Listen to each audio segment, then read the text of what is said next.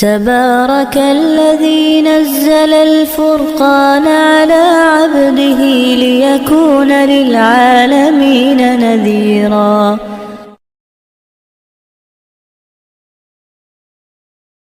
وكفى وسلام على عباده الذين اصطفى. أما بعد فأعوذ بالله من الشيطان الرجيم. بسم الله الرحمن الرحيم.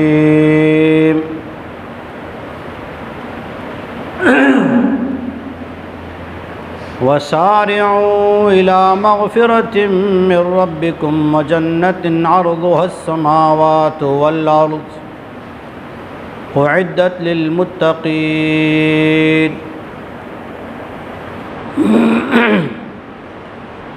وعن علي رضي الله تعالى عنه عن النبي صلى الله عليه وسلم قال: إذا كانت النصف من شعبان قوموا لياليها وصوموا نهارها،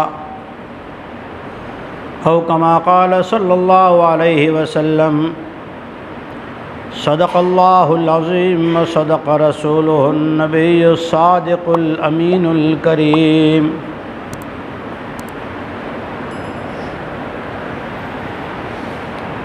اس کے الطاف تو ہیں عام شہیدی سب پر. کس کے؟ اللہ کے. اس کے الطاف تو ہیں عام شہیدی سب پر، تجھ سے کیا ضد تھی اگر تو کسی قابل ہو جاتا. بزرگان محترم، یہ شعبان کا مہینہ ہے. یہ شعبان کے مہینے کے اندر دو چیزیں بہت ہی فضیلت والی ہیں. پہلی چیز نسبت، اس مہینے کی نسبت. جس طرح سے ہم محرم کے مہینے میں شہدائے کربلا کی وجہ سے اس میں نیکی کا، خیرات کا، 2 روزوں کا اہتمام کرتے ہیں، اسے دھیان میں رکھتے ہیں، اسی طرح سے رمضان کا مہینہ اس کی تیاریاں کرتے ہیں. اسی طرح سے شعبان کے مہینے کی بھی ایک نسبت ہے، ایک مقام ہے، ایک احکام ہے. نسبت کیا ہے؟ جس طرح سے ایک پتھر اگر راستے میں پڑا ہو، اس کی کوئی قیمت نہیں ہے، اسے کوئی بھی آدمی لات مار دے گا، گاڑی سے اڑا دے گا، لیکن وہ پتھر کسی کے مکان سے جڑ جائے تو پتھر قیمتی بن جاتا ہے. وہ مکان والا اس کی حفاظت کرتا ہے. اگر وہ پتھر کسی مسجد سے جڑ جائے، مدرسے سے جڑ جائے، تو اس شہر والے، اس گاؤں والے اس مدرسے کی حفاظت، اس علاقے کے لوگ اس مسجد کی حفاظت کے ذمہ دار بن جاتے ہیں، اس کا احترام کرتے ہیں. وہی پتھر اگر بیت اللہ سے، بیت المقدس سے، مسجد نبی علیہ صاحب الصلاۃ والسلام سے جڑ جائے، پورے ورلڈ کی امت مسلمہ، پورے عالم کے مسلمین اس کا ادب و احترام اور حفاظت کا انتظام کرتے ہیں، ذمہ دار ہوتے ہیں، اور اس کی ذمہ داری کو اپنے لیے فخر سمجھتے ہیں، خوشی محسوس کرتے ہیں. اسی طرح سے اس مہینے کی نسبت کس سے ہے؟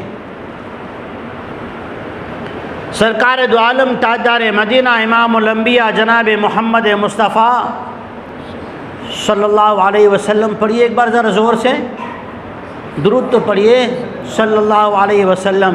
حضور نے فرمایا جو میرا نام سنے درود نہ پڑھے وہ حضور فرماتے کنجوس ہے. کم از کم درود تو پڑھیں، نسبت تو بعد میں سنا رہا ہوں. حضور علیہ الصلاۃ والسلام فرماتے ہیں کہ شعبان و شہری، شعبان میرا مہینہ ہے، اور جسے حضور خود کا کہہ دیں، حضور جس کی نسبت اپنی طرف کر لیں، تو زید بن حارثہ رضی اللہ تعالیٰ عنہ افریقہ کا رہنے والا، قافلوں کے ہاتھ بکنے والا غلام، جب حضور یہ کہہ دیتے ہیں زید تو میرا بیٹا ہے، حضور نے زید بن حارثہ کی نسبت خود سے جوڑی. 1,24,000 کم و بیش صحابہ رضی اللہ عنہم کی تعداد ہے، گنتی ہے، لیکن کسی صحابی کا نام قرآن پاک میں نہیں ہے، لیکن زید بن حارثہ کا نام قرآن پاک میں 22ویں پارے میں ہے کہ صدیق اکبر کی نسبت حضور نے اپنی طرف کر لی تو اللہ نے قرآن میں صدیق کی تعریف نازل کی۔ عثمان غنی رضی اللہ تعالیٰ عنہ کی تعریف میں، ان کے فیور میں حضور نے بیعت کا ہاتھ بڑھایا، اللہ نے عثمان غنی کی بیعت کی تعریف قرآن میں کر دی۔ حضور نے جس کی نسبت اپنے ساتھ جوڑی، اللہ نے اس کی تعریف عرش سے فرش پر اتاری ہے۔ اس شعبان کے مہینے کی نسبت بھی میرے آپ کے آقا، نبیوں کے نبی، رحمت والے نبی محمد رسول اللہ صلی اللہ علیہ وسلم سے جڑی۔ کیوں؟ صحابہ فرماتے ہیں کہ ہم نے دیکھا کہ جناب رسول اللہ صلی اللہ علیہ وسلم شعبان کے مہینے میں نفل روزے بہت زیادہ رکھتے، پھر ایک دن چھوڑا، پھر رکھ لیا، پھر 2-3 دن رکھے، پھر ایک دن افطار کر لیا، پھر رکھ لیا۔ اس طرح مسلسل روزے جو ہے رکھا کرتے تھے، زیادہ روزے رکھتے تھے، عبادت اور زیادہ بڑھ جاتی تھی۔ صحابہ کرام کے اور امی عائشہ رضی اللہ تعالیٰ عنہ کے پوچھنے پر، استفسار پر، کوشچن کرنے پر حضور نے ارشاد فرمایا کہ شعبان کے اندر میری عبادت، میرا اللہ کے سامنے رونا اور روزوں کو زیادہ رکھنا 2 وجہ سے۔ پہلی وجہ کہ رمضان کی تیاری ہے کہ اللہ نے رمضان جیسا مبارک مہینہ جو عطا فرمایا ہے اس کی تیاری ہے۔ دوسرا یہ کہ جب اللہ تعالیٰ نے مجھے بخشش کا مزدہ اور انعام دیا ہے، بشارت دی ہے، میں چاہتا ہوں شعبان کے مہینے میں اللہ جل شانہ کے یہاں میرا اعمال نامہ پیش ہو اور اس میں شب برات آئے، میرا اعمال نامہ اللہ کے وہاں روزے کی حالت میں پیش ہو، سجدے کی حالت میں پیش ہو، تلاوت کی حالت میں پیش ہو، دعا کی حالت میں پیش ہو۔ جب اللہ کے وہاں اعمال نامے پیش کی جائے تو میں عبادت میں ہوں۔ حضور نے فرمایا شعبان شہری، شعبان تو میرا مہینہ ہے، شعبان مہینہ تو اللہ ہی نے بنایا، اور اللہ نے خود قرآن پاک میں فرمایا ان عدت الشہور عند اللہ 12 شہرا فی یوم خلق السماوات والارض، جس دن اللہ نے زمین و آسمان بنا دیے اس دن 12 مہینے اس نظام کے چلانے کے لیے طے کر دیے۔ اب اس کے اندر تحریف اور رد و بدل نہیں ہو سکتے۔ یہ جو 13 مہینے ادھک مہینہ، یہ قرآن میں نہیں ہے، یہ اسلام میں نہیں ہے، یہ اللہ کے نظام میں نہیں ہے۔ 12 مہینے ہیں، یہ ادھک مہینہ ایک دھکا آ گیا، ایک پتہ نہیں کیا گھٹ گیا، نہ کیا بڑھ گیا، نہیں، یہ 12 مہینے زمین و آسمان بنے جب سے 12 مہینے ہیں، اس لیے مہینے وہ مانو جو 12 ہو۔ حضور نے اس مہینے کی نسبت اپنی جانب فرمائی۔ کیوں؟ حضور کی نسبت کیا ہے؟ اللہ جل شانہ نے قرآن مجید میں اللہ کی پکڑ سے، اللہ کے عذاب سے، اللہ کی طرف سے کسی محرومی سے، اللہ کی پکڑ کیا ہوتی ہے؟ اللہ کی پکڑ یہ نہیں ہے کہ اللہ نے فرعونیوں سے سونا چاندی چھین لیا، نہیں، نمرود سے مال چھین لیا، نہیں، قوم سمود سے طاقت چھین لی، نہیں، قوم شعیب سے تجارت چھین لی، نہیں، قوم عمالقہ سے طاقت چھین لی، نہیں، قوم سبا سے باغات چھین لیے، نہیں۔ اللہ چیزیں نہیں چھینتا، اللہ نیک عمل کرنے کی توفیق لے لیتا ہے۔ اللہ کی پکڑ یہ ہوتی ہے، اللہ سجدہ کرنے کی توفیق چھین لیتا ہے، اللہ اپنے راستے میں نکلنے کی توفیق سے محروم کر دیتا ہے، اللہ آنکھ کو خشک کر کے آنسوؤں کی نعمت چھین لیتا ہے، اللہ اپنے سامنے گریہ ازاری کرنے والی نعمت سے محروم کر دیتا ہے، اللہ تہجد والی آہوزاری سے محروم کر دیتا ہے۔ اللہ کی پکڑ یہ ہوتی ہے۔ اللہ اپنا تعلق، اپنا رشتہ جو ہٹا لیتا ہے۔ اللہ جل شانہ فرما رہے ہیں امت محمدیہ کے لیے 2 انعام کہ اگر اللہ جل شانہ کی پکڑ سے، عبادت کی محرومی سے اور گناہوں سے اگر بچنا ہے، اللہ کی رحمت کو حاصل کرنا ہے، تو اس کے 2 آپشن ہیں۔ ایک تو اس وقت ہے نہیں، یہاں موجود نہیں، اس دنیا میں آیا، وہ چاند اپنے مقام پہ چلا گیا، اللہ فرماتے ہیں وما کان اللہ معذبہم وانت فیہم، اے نبی جی صلی اللہ علیہ وسلم جب تک آپ اس امت میں ہیں اس امت پر میں عمومی عذاب نہیں بھیجوں گا۔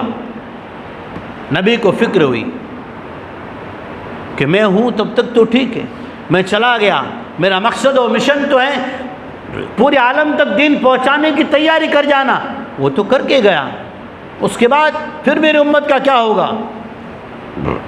اللہ جل شانہ نے قیامت تک کی امت مسلمہ کے لیے ایک ایسا وظیفہ، ایسا عمل، ایسا آسان عمل اور ایسا آسان وظیفہ اللہ جل شانہ نے اس امت کو عطا فرمایا۔ وہ وظیفہ، وہ عمل اگر ہم کرتے رہیں گے، اور وہ کرنے کا کیسا ہے؟ اس کے لیے مسجد میں آنے کی ضرورت نہیں کہ مسجد ہی میں آ کر کیا جائے، اس میں گھر میں مصلی بچھا کے کونے میں لمبی تسبیح لینے کی ضرورت نہیں، اس کے لیے کسی مولوی صاحب کے یہاں زانوِ تلمس طے کر کے ان کے پاس سیکھنے کے لیے بیٹھنے کی ضرورت نہیں۔